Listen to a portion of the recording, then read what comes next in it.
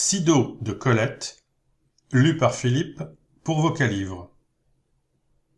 Sido, chapitre 1. Et pourquoi cesserais-je d'être de mon village? Il n'y faut pas compter.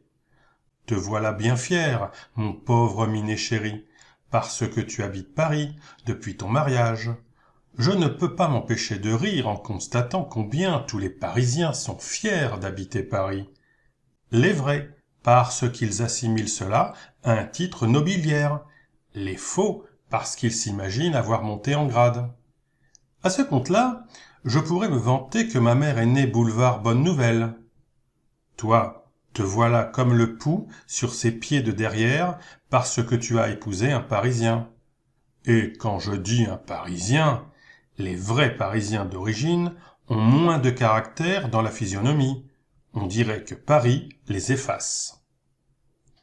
Elle s'interrompait, levait le rideau de tulle qui voilait la fenêtre. Ah, voici mademoiselle Thévenin qui promène en triomphe, dans toutes les rues, sa cousine de Paris. Elle n'a pas besoin de le dire que cette dame Kériot vient de Paris. Beaucoup de seins, les petits pieds, et des chevilles trop fragiles pour le poids du corps. 2 ou 3 chaînes de cou, les cheveux très bien coiffés. Il ne m'en faut pas tant pour savoir que cette dame Kériot est caissière dans un grand café. Une caissière parisienne ne part que sa tête et son buste. Le reste ne voit guère le jour. En outre, elle ne marche pas assez et engraisse de l'estomac. Tu verras beaucoup, à Paris, ce modèle de femme-tronc. Ainsi parlait ma mère, quand j'étais moi-même, autrefois, une très jeune femme. Mais elle avait commencé, bien avant mon mariage, de donner le pas à la province sur Paris.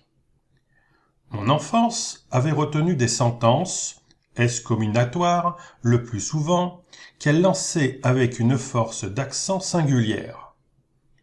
Où prenaient-elles leur autorité, leur suc, elle qui ne quittait pas, 3 fois l'an, son département? D'où lui venait le don de définir, de pénétrer, et cette forme décrétale de l'observation? Ne l'eussé-je pas tenu d'elle, qu'elle m'eût donné, je crois, l'amour de la province? Si par province, on n'entend pas seulement un lieu, une région éloignée de la capitale, mais un esprit de caste, une pureté obligatoire des mœurs, l'orgueil d'habiter une demeure ancienne, honorée, close de partout, mais que l'on peut ouvrir à tout moment sur ses greniers aérés, son fenil empli, ses maîtres façonnés à l'usage et à la dignité de leur maison. En vrai provincial, ma charmante mère, Sido, tenait souvent ses yeux de l'âme fixés sur Paris. Théâtre de Paris, mode, fête de Paris, ne lui étaient ni indifférents ni étrangers. Tout au plus les aimait-elle d'une passion un peu agressive, rehaussée de coquetterie, bouderie, approche stratégique et danse de guerre. Le peu qu'elle goûtait de Paris, tous les 2 ans environ, l'approvisionnait pour le reste du temps. Elle revenait chez nous, lourde de chocolat en barre, de denrées exotiques et d'étoffes en coupons, mais surtout de programmes de spectacles et d'essence à la violette, et elle commençait de nous peindre Paris, dont tous les attraits étaient à sa mesure, puisqu'elle ne dédaignait rien. En une semaine, elle avait visité la momie exhumée, le musée agrandi, le nouveau magasin, entendu le ténor et la conférence sur la musique birmane. Elle rapportait un manteau modeste, des bas d'usage, des gants très chers. Surtout, elle nous rapportait son regard gris voltigeant, son teint vermeil que la fatigue rougissait. Elle revenait, elle battante, inquiète de tout ce qui, privé d'elle, perdait la chaleur et le goût de vivre. Elle n'a jamais su qu'à chaque retour, l'odeur de sa pelisse, en ventre de gris, pénétrait d'un parfum châtain clair, féminin, chaste, éloigné des basses séductions axillaires, m'ôtait la parole et jusqu'à l'effusion. D'un geste, D'un regard, elle reprenait tout. Quelle promptitude de main! Elle coupait des bolducs roses, déchaînait des comestibles coloniaux, repliait avec soin les papiers noirs goudronnés qui sentaient le calfatage. Elle parlait, appelait la chatte, observait à la dérobée mon père amaigri, touchait et flairait mes longues tresses pour s'assurer que j'avais brossé mes cheveux. Une fois qu'elle dénouait un cordon d'or sifflant, elle s'aperçut qu'au géranium prisonnier contre la vitre d'une des fenêtres, sous le rideau de tulle, un rameau pendait, rompu, vivant encore. La ficelle d'or à peine déroulée s'enroula 20 fois autour du rameau rebouté, étayé d'une petite éclisse de carton. Je frissonnai et crus frémir de jalousie, alors qu'il s'agissait seulement d'une résonance poétique éveillée par la magie du secours efficace scellé d'or. Il ne lui manquait, pour être une provinciale type, que l'esprit de dénigrement. Le sens critique, en elle, se dressait vigoureux, versatile, chaud et gai comme un jeune lézard. Elle happait au vol le trait marquant, la tare, signalée d'un éclair des beautés obscures, et traversée, lumineuse, des cœurs étroits. « Je suis rouge, n'est-ce pas ?» demandait-elle au sortir de quelques âmes en forme de couloir. Elle était rouge en effet.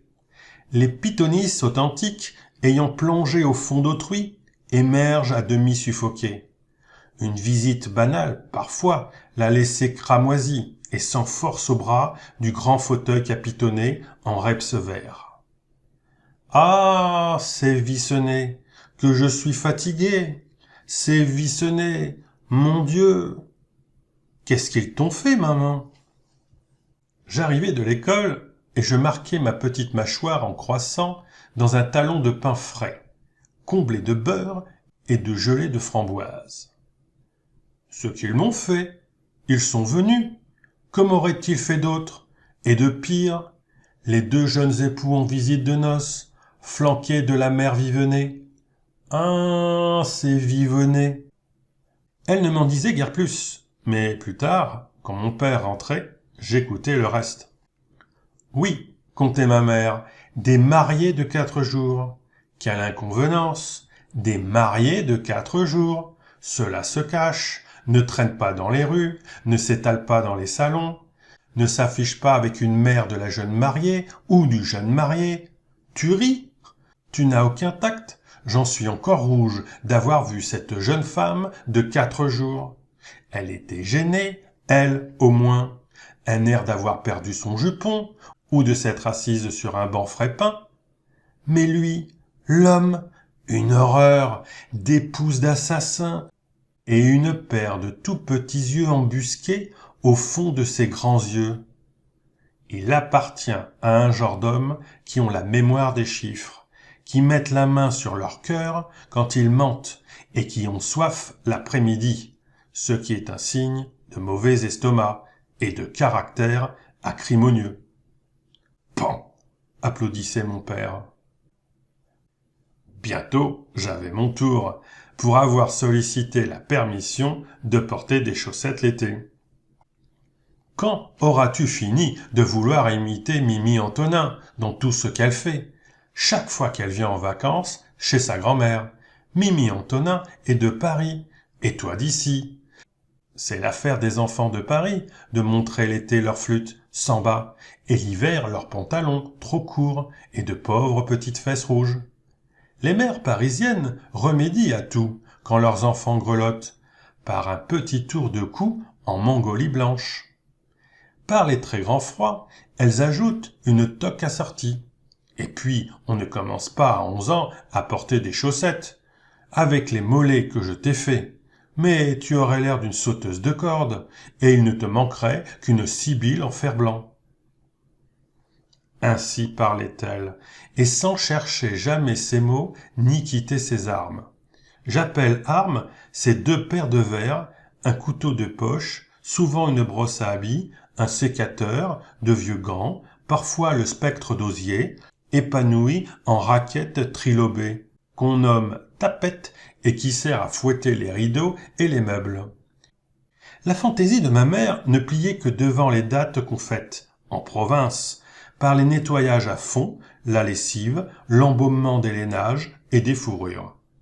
Mais elle ne se plaisait ni au fond des placards, ni dans la funèbre poudre du camphre, qu'elle remplaçait d'ailleurs par quelques cigares coupés en berlingot, les culots des pipes d'écume de mon père et de grosses araignées qu'elle enfermait dans l'armoire giboyeuse, refuge des mythes d'argent.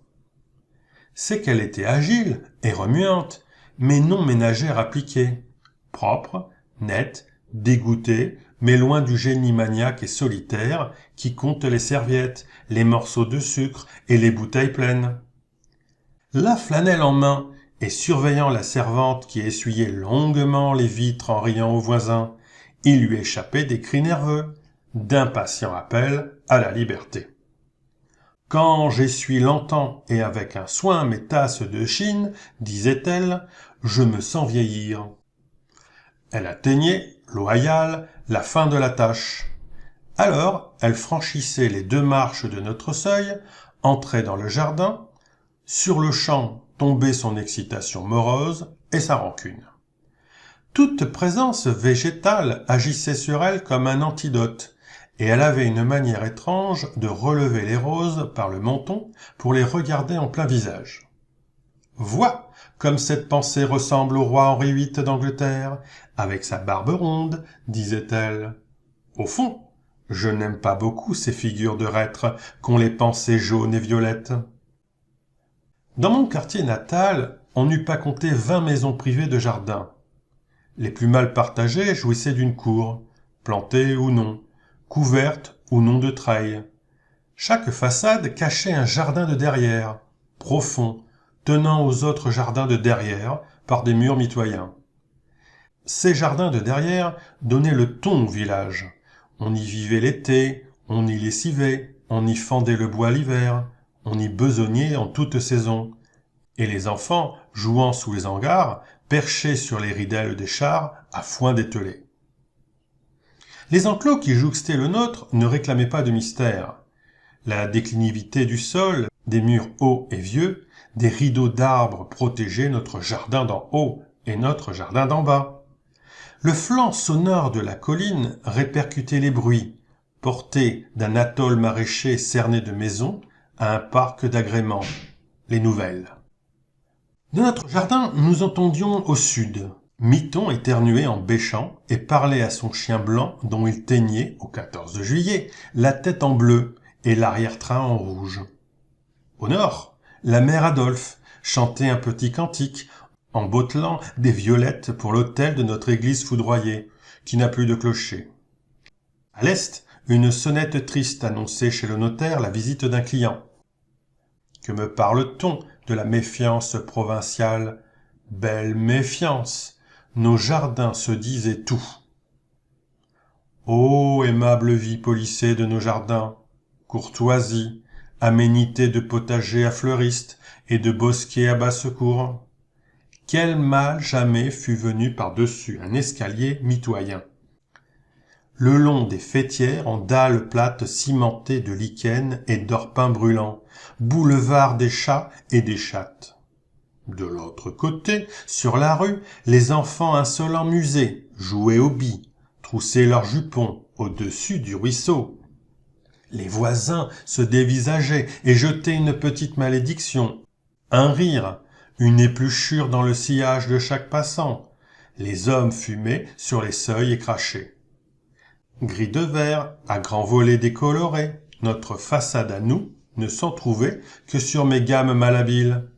Un aboiement de chien répondant aux coups de sonnette et le chant des serins verts en cage. Peut-être nos voisins imitaient-ils, dans leur jardin, la paix de notre jardin où les enfants ne se battaient point, où bêtes et champs s'exprimaient avec douceur. Un jardin où, 30 années durant, un mari et une femme vécurent sans élever la voix l'un contre l'autre. Il y avait dans ce temps-là de grands hivers, de brûlants étés. J'ai connu depuis des étés dont la couleur, si je ferme les yeux, est celle de la terre aux creuses. fendillé entre les tiges du blé et sous la géante ombelle du panais sauvage, celle de la mer grise ou bleue. Mais aucun été, sauf ceux de mon enfance, ne commémore le géranium écarlate et la hampe enflammée des digitales. Aucun hiver n'est plus d'un blanc pur à la base d'un ciel bourré de nues ardoisées, qui présageait une tempête de flocons plus épais, puis un dégel illuminé de 1000 gouttes d'eau et de bourgeons lancéolés. Ce ciel pesait sur le toit chargé de neige des greniers à fourrage, le noyer nu, la girouette et pliait les oreilles des chattes. La calme et verticale chute de neige devenait oblique. Un faible ronflement de mer lointaine se levait sur ma tête encapuchonnée, tandis que j'arpentais le jardin, happant la neige volante. Avertie par ses antennes, ma mère s'avançait sur la terrasse, goûtait le temps, me jetait un cri. « La bourrasque d'ouest, cours, ferme les lucarnes du grenier, la porte de la remise aux voitures et la fenêtre de la chambre du fond. » Mousse exaltée du navire natal, je m'élançai, claquant des sabots, enthousiasmé si du fond de la mêlée blanche et bleu-noir, sifflante, un vif éclair, un bref roulement de foudre, enfants d'ouest et de février, comblaient tous deux un des abîmes du ciel. Je tâchais de trembler, de croire à la fin du monde. Mais dans le pire du fracas, ma mère, l'œil sur une grosse loupe cerclée de cuivre, s'émerveillait, comptant les cristaux gramifiés d'une poignée de neige qu'elle venait de cueillir aux mains mêmes de l'ouest rué sur notre jardin. Ô géranium, ô digital, celle-ci fusant des bois taillis, cela en rampe allumée au long de la terrasse, c'est de votre reflet que ma joue d'enfant reçut un don vermeil. Car Sido aimait au jardin le rouge, le rose, les sanguines filles du rosier, de la croix de Malte, des hortensias et des bâtons de Saint-Jacques, et même le coqueret alquécange, encore qu'il accusât sa fleur, vernée de rouge sur pulpe rose, de lui rappeler un mou de veau frais. À contre-cœur, elle faisait pacte avec l'Est. « Je m'arrange avec lui », disait-elle. Mais elle demeurait pleine de suspicion et surveillait, entre tous les cardinaux et collatéraux, ce point glacé, traître au jeu meurtrier. Elle lui confiait des bulbes de muguet, quelques bégonias et des crocus mauves, veilleuses des froids crépuscules. Or une corne de terre, or un bosquet de lauriers cerises dominé par un ginkgo biloba, je donnais ces feuilles, en forme de raie, à mes camarades d'école, qui les séchaient entre les pages de l'Atlas. Tout le chaud jardin se nourrissait d'une lumière jaune, à tremblements rouges et violets, mais je ne pourrais dire si ce rouge, ce violet dépendent encore d'un sentimental bonheur ou d'un éblouissement optique. Été réverbéré par le gravier jaune et chaud, été traversant le jonc tressé de ses grands chapeaux, été presque sans nuit. Car j'aimais tant l'aube, déjà, que ma mère me l'accordait en récompense. J'obtenais qu'elle m'éveillât à 3h30, et je m'en allais, un panier vide à chaque bras, vers des terres maraîchères qui se réfugiaient dans le pli étroit de la rivière, vers les fraises, les cassis et les groseilles barbues. À 3h30, tout dormait dans un bleu originel, humide et confus, et quand je descendais le chemin de sable, le brouillard retenu par son poids baignait d'abord mes jambes, puis mon petit torse bien fait, atteignait mes lèvres, mes oreilles et mes narines plus sensibles que tout le reste de mon corps. J'allais seul, ce pays mal pensant était sans danger. C'est sur ce chemin, c'est à cette heure que je prenais conscience de mon prix, d'un état de grâce indicible et de ma connivence avec le premier souffle accouru, le premier oiseau, le soleil encore ovale, déformé par son éclosion.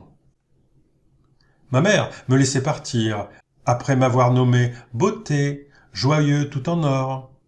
Elle regardait courir et décroître sur la pente son œuvre. Chef-d'œuvre, disait-elle. J'étais peut-être jolie. Ma mère et mes portraits de ce temps-là ne sont pas toujours d'accord.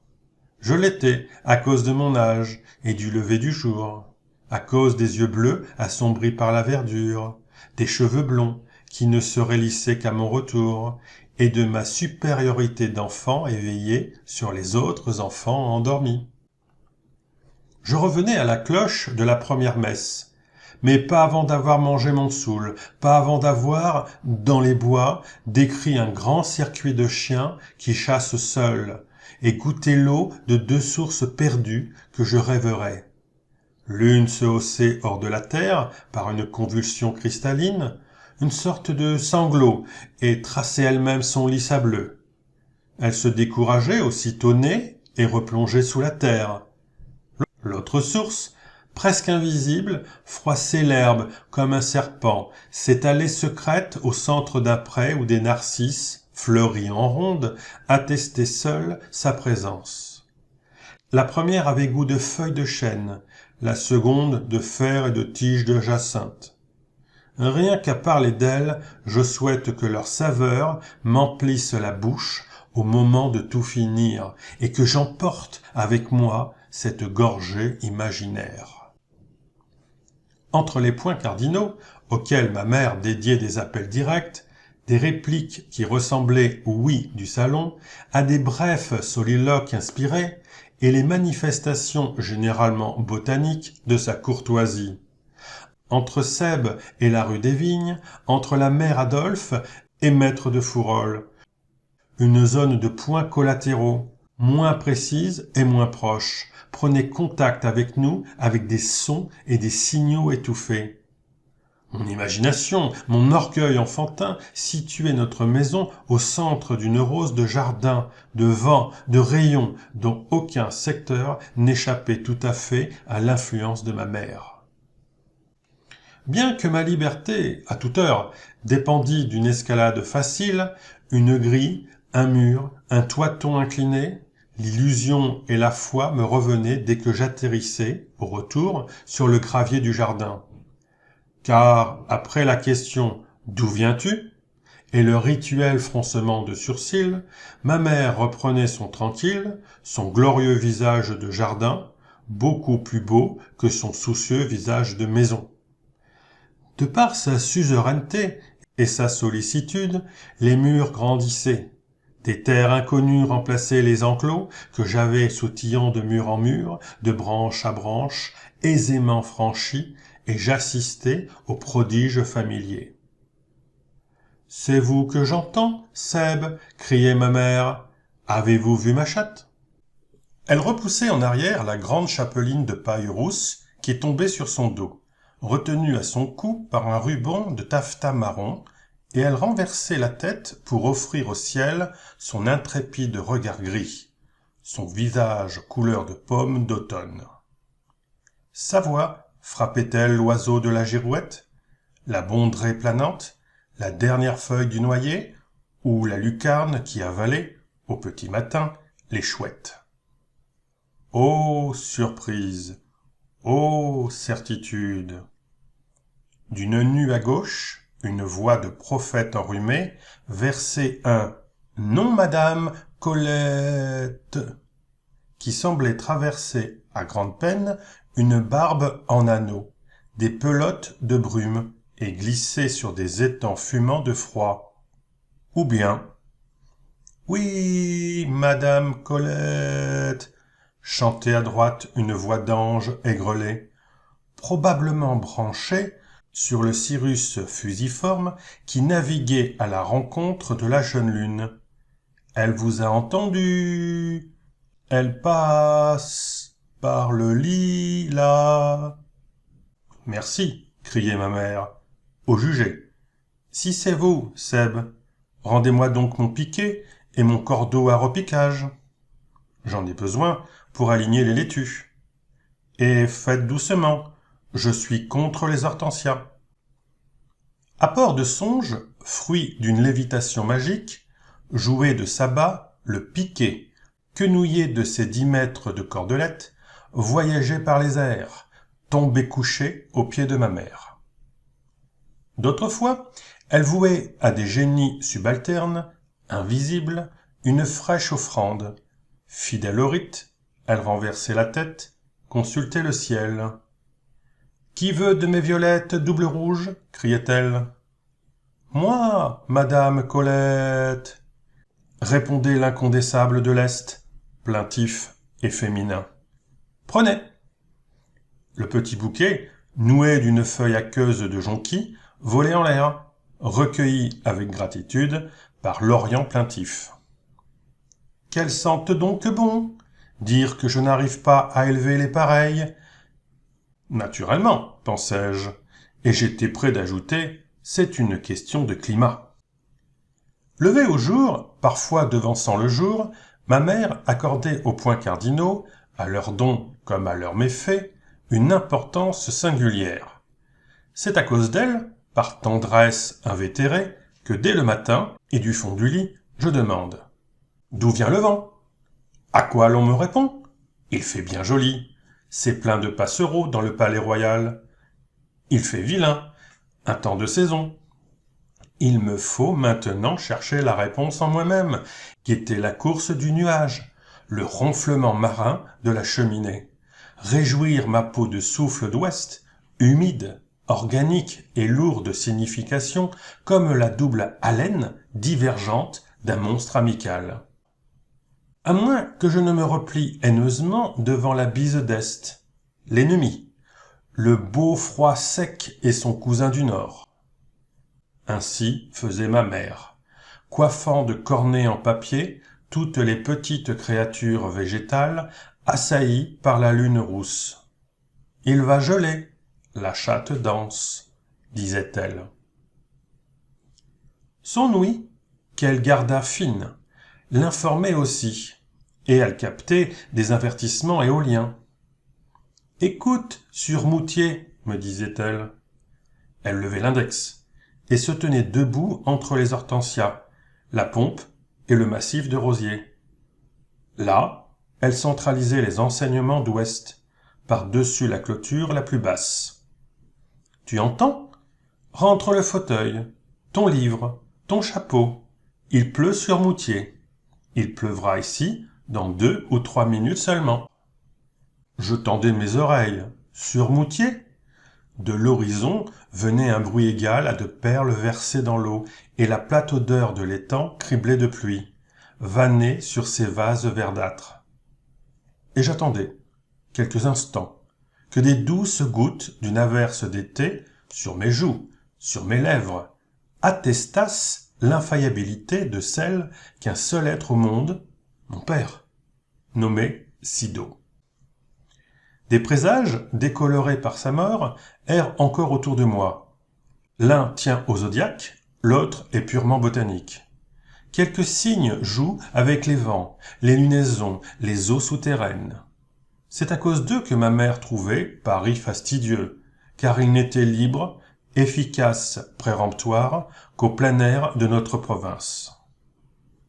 Pour vivre à Paris, me confiait-elle, il m'y faudrait un beau jardin.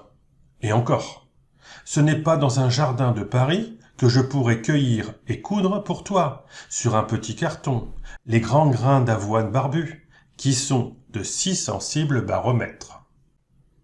Je me gourmande d'avoir égaré, jusqu'au dernier, ces baromètres rustiques, grains d'avoine dont les 2 barbes, aussi longues que celles des crevettes bouquets, viraient, crucifiées sur un carton, à gauche, à droite, prédisant le sec et le mouillé. Sido n'avait point sa pareille pour feuilleter, en les comptant, les pelures miracassées des oignons. 1, 2, 3 robes. 3 robes sur l'oignon. Elle laissait choir lunettes ou binocle sur ses genoux, ajoutait pensivement. C'est signe de grand hiver. Je ferai habiller de paille la pompe. D'ailleurs, la tortue s'est déjà enterrée. Et les écureuils, autour de la guillemette, ont volé les noix et les noisettes en quantité pour leurs provisions. Les écureuils savent toujours tout. Annonçait-on, dans un journal, le dégel? Ma mère haussait l'épaule, riait de mépris. Le dégel, les météorologues de Paris ne m'en apprendront pas. Regarde les pattes de la chatte. Frileuse, la chatte, en effet, pliait sous elle ses pattes invisibles et serrait fortement les paupières. Pour un petit froid passager, continuait Sido, la chatte se roule en turban, le nez contre la naissance de la queue. Pour un grand froid, elle gare la plante de ses pattes de devant et les roule en manchon. Sur des gradins de bois peint en vert, elle entretenait toute l'année des reposoirs de plantes en pot, géranium rare, rosier nain, reine des prés au panache de brume blanche et rose, quelques plantes grasses, poilues et trapues comme des crabes, des cactus meurtriers. Un angle de mur chaud gardait des vents sévères son musée d'essai, des godets d'argile rouge où je ne voyais que terre, meubles et dormante. Ne touche pas. Mais rien ne pousse. Et qu'en sais-tu? Est-ce toi qui en décide? Lis sur les fiches de bois qui sont plantées dans les pots. Ici, graine de lupin bleu. Là, un bulbe de narcisse qui vient de Hollande. Là, graine de physalis. Là, une bouture d'hibiscus. Mais non, ce n'est pas une branche morte. Et là, des semences de pois de senteur dont les fleurs ont des oreilles comme des petits lièvres. Et là, et là, et là. Ma mère rejetait son chapeau en arrière, mordillait la chaîne de son lorgnon, m'interrogeait avec ingéniosité. Je suis bien ennuyé. Je ne sais plus si c'est une famille de bulbes de crocus que j'ai enterrée, ou bien une chrysalide de pan de nuit. Il n'y a qu'à gratter, pour voir. Une main preste arrêtait la mienne. Que n'as-tu moulé, peint, ciselé cette main de Sido, brunie, tôt gravée de rides par les travaux ménagers, le jardinage, l'eau froide et le soleil, ses doigts longs bien façonnés en pointe, ses beaux ongles ovales et bombés. À aucun prix. Si c'est de la chrysalide, elle mourra au contact de l'air. Si c'est le crocus, la lumière flétrira son petit rejet blanc, et tout sera à recommencer. Tu m'entends bien? N'y touchera pas. Non, maman. À ce moment, son visage enflammé de foi, de curiosité universelle, disparaissait sous un autre visage plus âgé, résigné et doux. Elle savait que je ne résisterais pas, moi non plus, au désir de savoir, et qu'à son exemple je fouillerais, jusqu'à son secret, la terre du pot à fleurs.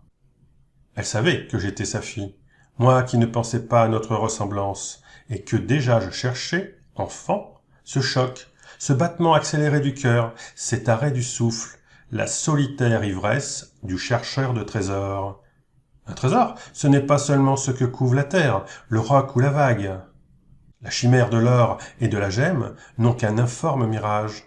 Il importe seulement que je dénude et hisse au jour ce que l'œil humain n'a pas, avant le mien, touché. J'allais donc, grattant à la dérobée le jardin d'essai, surprendre la griffe ascendante du cotylédon, le viril surgeon que le printemps chassait de sa gaine. Je contrariai l'aveugle dessein que poursuit la chrysalide, d'un noir brun billeux, et la précipiter d'une mort passagère au néant définitif. Tu ne comprends pas. Tu ne peux pas comprendre. Tu n'es qu'une petite meurtrière de 8 ans, de 10 ans. Tu ne comprends rien à ce que je veux dire. Tu ne comprends rien encore à ce qui veut vivre. Je ne recevais pas, au paiement de mes méfaits, d'autres punitions. Celle-là m'était d'ailleurs assez dure. Sido répugnait à toute hécatombe de fleurs, elle qui ne savait que donner. Je l'ai pourtant vu refuser les fleurs qu'on venait parfois quêter pour parer un corbillard ou une tombe. Elle se faisait dure, fronçait les sourcils et répondait non d'un air vindicatif. Mais c'est pour le pauvre monsieur Enferth, qui est mort hier à la nuit. La pauvre madame Enferth fait peine. Elle dit qu'elle voudrait voir partir son mari sous les fleurs, que ce serait sa consolation. Vous qui avez de si belles roses mousses, madame Colette. Mais Rose-Mousse, quelle horreur! Sur un mort? Après ce cri, elle se reprenait et répétait « Non, personne n'a condamné mes roses à mourir en même temps que monsieur Effert. » Mais elle sacrifiait volontiers une très belle fleur à un enfant très petit, un enfant encore sans parole, comme le petit qu'une mitoyenne de l'Est lui apporta par orgueil, un jour, dans notre jardin.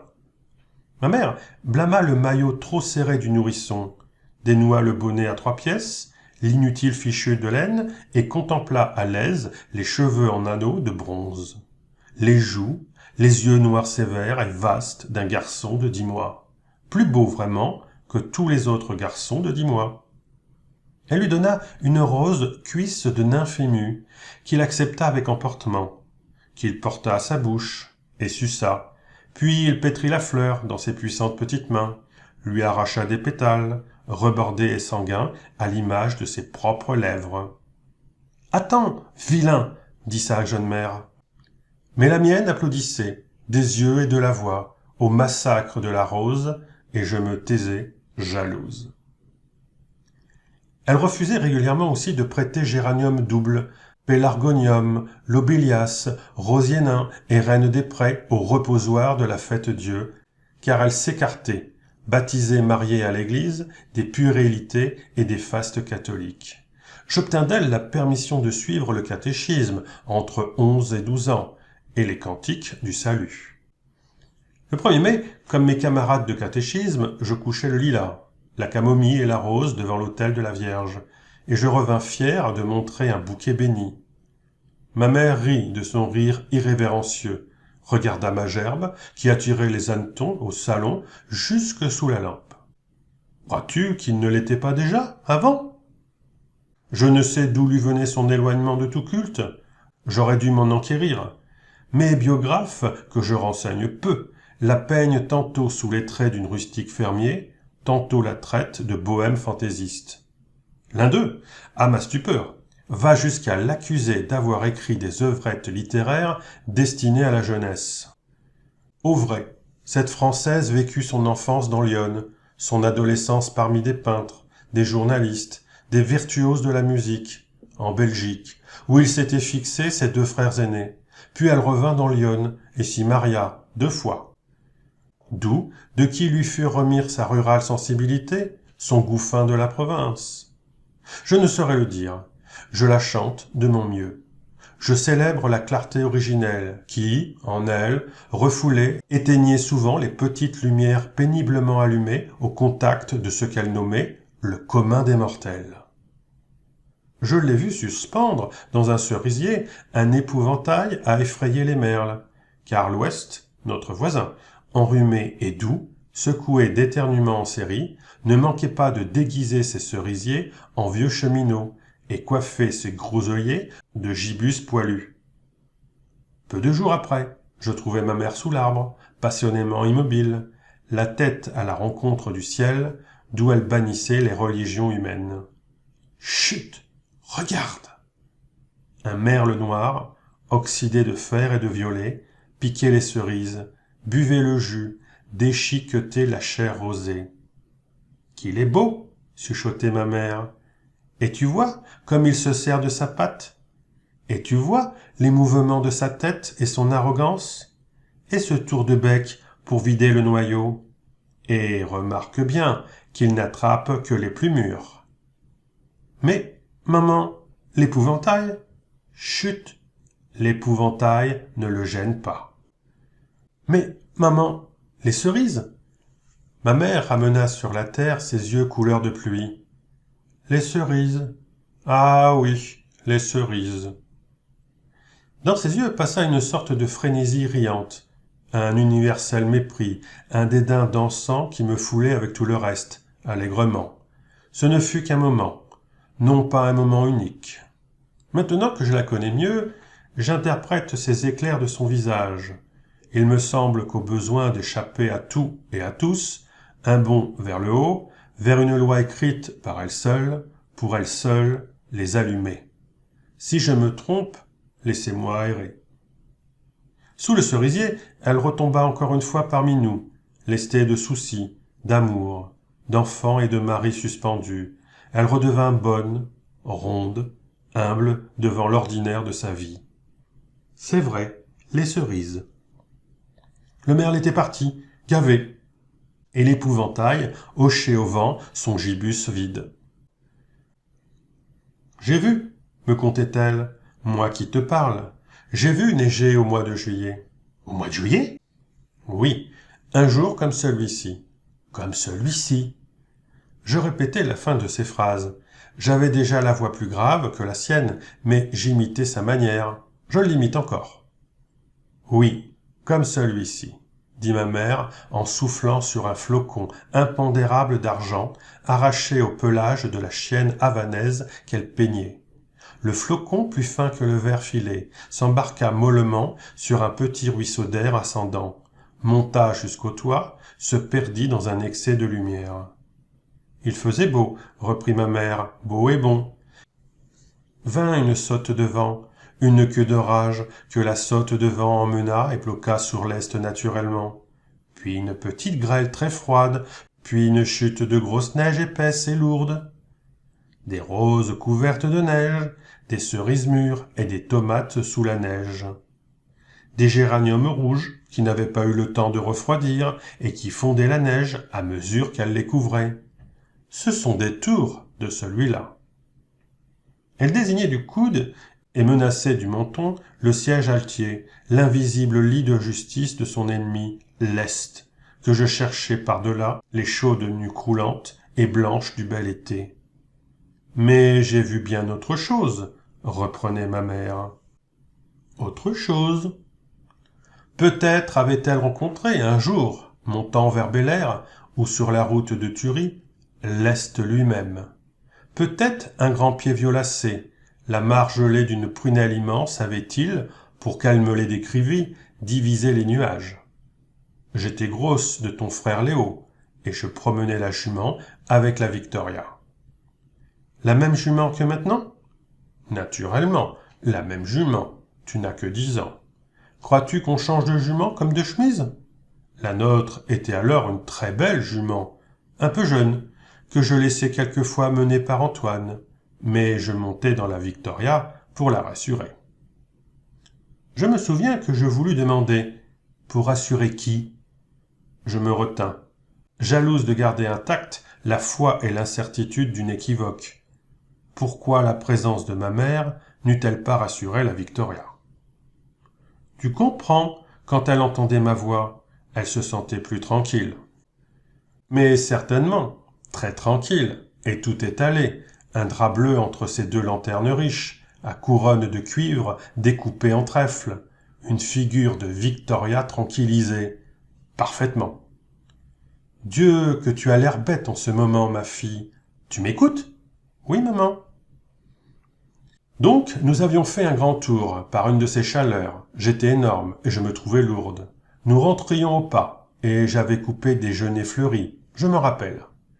Nous voilà arrivés à la hauteur du cimetière. Non, ce n'est pas une histoire de revenants. Quand un nuage, un vrai nuage du sud, marron roux, avec un petit ourlet de mercure tout autour, se met à monter plus vite que le ciel, tonne un bon coup et crève en eau comme un seau percé. Antoine descend et veut lever la capote pour m'abriter. Je lui dis « Non, le plus pressé, c'est de tenir la jument à la tête. Si la grêle vient, elle s'emballera pendant que vous lèverez la capote. » Il tient la jument qui dansait un peu sur place, mais je lui parlais, tu comprends ? Comme s'il n'avait pas plu ni tonné. Je lui parlais sur un temps de beau temps et de promenade au pas. Et je recevais un agas d'eau incroyable sur ma malheureuse petite ombrelle en soie. Le nuage passé, j'étais assise dans un bain de siège, Antoine trempé et la capote pleine d'eau, d'une eau chaude, une eau à 18 ou 20 degrés. Et quand Antoine a voulu vider la capote, nous y avons trouvé quoi ?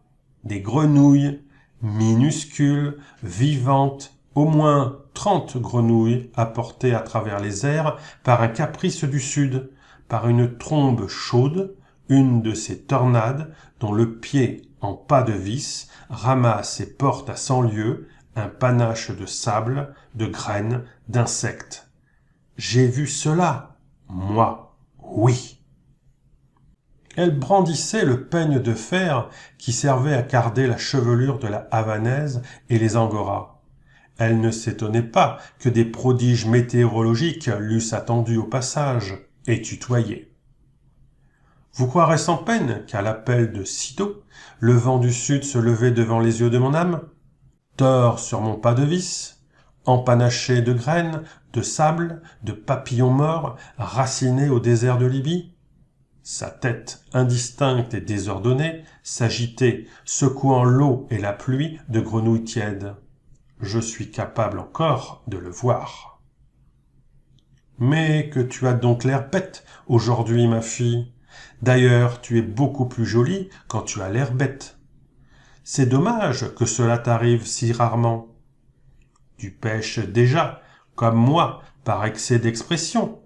J'ai toujours l'air, quand j'égare mon dé, d'avoir perdu un parent bien-aimé. Quand tu prends l'air bête, tu as les yeux plus grands, la bouche entr'ouverte, et tu rajeunis. À quoi penses-tu? À rien, maman. Je ne te crois pas, mais c'est très bien imité. Vraiment très bien, ma fille.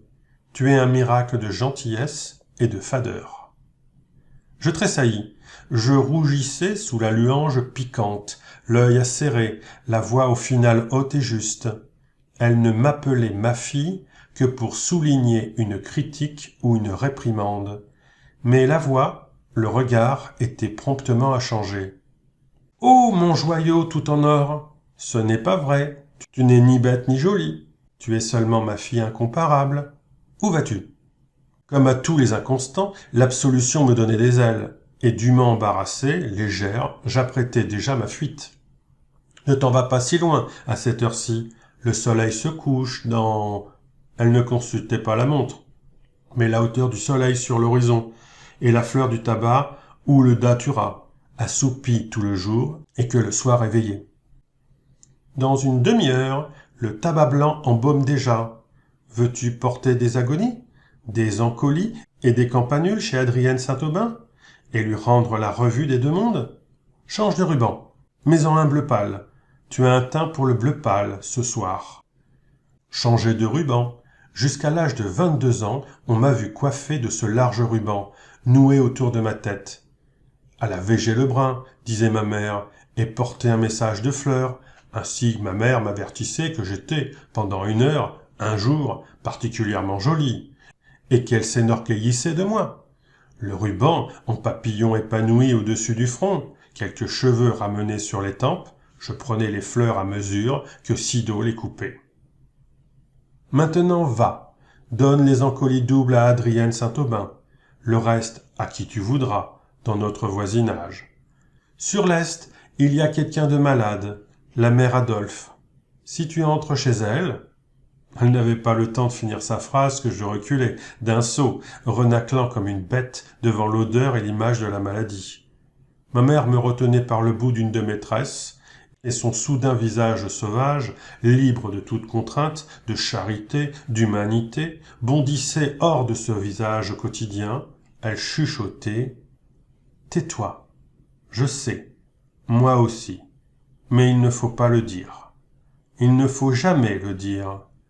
Va, va maintenant. Tu t'es encore mis cette nuit un papier à papillotes sur le front. Hein, Matine? Enfin. » Elle lâchait ma reine de cheveux, s'éloignait de moi pour mieux me voir. Va leur montrer ce que je sais faire. Mais, quoiqu'elle m'eût recommandé, je n'entrais pas chez la malade de l'Est. Je passais la rue comme un guet, en sautant de l'un à l'autre caillou pointu, et je ne m'arrêtais que chez la singulière amie de ma mère, chez Adrienne. Les enfants et les neveux que celle-ci a laissés n'auront pas gardé d'elle un souvenir plus vif que n'est le mien. Vive, guetteuse et somnolente, un bel œil jaune de gitane sous ses cheveux crépus, elle errait avec une sorte de lyrisme agreste, une exigence quotidienne de nomade. Sa maison lui ressemblait par le désordre et par une grâce qui se refuse aux sites et aux êtres polissés. Pour fuir l'humide et funéraire pénombre, la verdure étouffante, rose et glycine, dans son jardin, escaladait les ifs, gagnait le soleil par des efforts d'ascension et des dépenses d'énergie qui réduisaient leurs tiges mères, étirées à une nullité de reptiles. Mille roses, réfugiées au sommet des arbres, fleurissaient hors d'atteinte, parmi des glycines à longues gouttes de fleurs et des bigonniers pourpres, victorieux ennemis des clématites épuisées.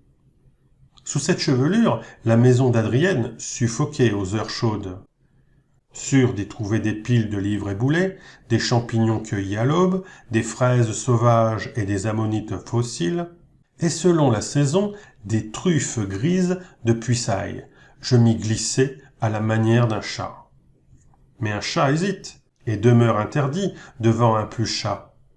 La présence d'Adrienne, son indifférence, un secret étincelant et bien gardé au fond de ses prunelles jaunes, je les supportais avec un trouble chagrin que je cotais peut-être à son prix. Elle mettait à me négliger une sorte d'art sauvage, et sa bohémienne, son universelle indifférence, me blessait comme une rigueur déception. Quand ma mère et Adrienne allaitaient, la première sa fille, la seconde son fils, elles échangèrent un jour par jeu leur nourrisson. Parfois, Adrienne m'interpellait en riant. « Toi que j'ai nourri de mon lait !» Je rougissais si follement que ma mère fronçait les sourcils et cherchait sur mon visage la cause de ma rougeur. Comment dérober à ce lucide regard, gris de l'âme et menaçant, l'image qui me tourmentait, le sein brun d'Adrienne et sa cime violette et dure. Oubliez chez Adrienne, entre les cubes vacillants de livres, toute la collection de la Revue des Deux Mondes, entre autres. Entre les tomes innombrables d'une vieille bibliothèque médicale, à odeur de cave, entre des coquillages géants, des simples à demi secs, des pâtés de chat aigris, le chien, perdreau, le matou noir à masque blanc, qui s'appelait Colette, et mangeait le chocolat cru. Je tressaillais à un appel venu par-dessus les ifs entravés de roses et les tuyas éthiques que paralysait un piton de glycine. Dans notre maison, surgissant d'une fenêtre, comme pour annoncer le feu ou les voleurs, ma mère criait mon nom. Étrange culpabilité d'une enfant sans reproche, je courais, j'apprêtais un air simple, un essoufflement d'étourdi. « Si longtemps, chez Adrienne ?» Pas un mot de plus, mais quel accent! Tant de clairvoyance et de jalousie en si d'eau, tant de confusion en moi refroidir à mesure que je grandissais l'amitié des deux femmes. Elles n'eurent jamais d'altercation, rien ne s'expliqua entre ma mère et moi. Qu'eussions-nous expliqué? Adrienne se gardait de m'attirer ou de me retenir. Ce n'est pas toujours par l'amour que la captation commence. J'avais 10 ans, 11 ans. Il m'a fallu beaucoup de temps pour que j'associasse un gênant souvenir, une certaine chaleur de cœur, la déformation féerique d'un être et de sa demeure, à l'idée d'une première séduction. Sido et mon enfance, l'une et l'autre, l'une par l'autre furent heureuses au centre de l'imaginaire étoile à 8 branches, dont chacune portait le nom d'un des cardinaux et collatéraux. Ma 12e année vit arriver la mauvaise fortune, les départs, les séparations. Réclamée par de quotidiens et secrets héroïsmes, ma mère appartint moins à son jardin, à sa dernière enfant. J'aurais volontiers illustré ces pages d'un portrait photographique, mais il m'eût fallu une Sido, debout, dans le jardin, entre la pompe, les hortensias, le frêne pleureur et le très vieux noyer.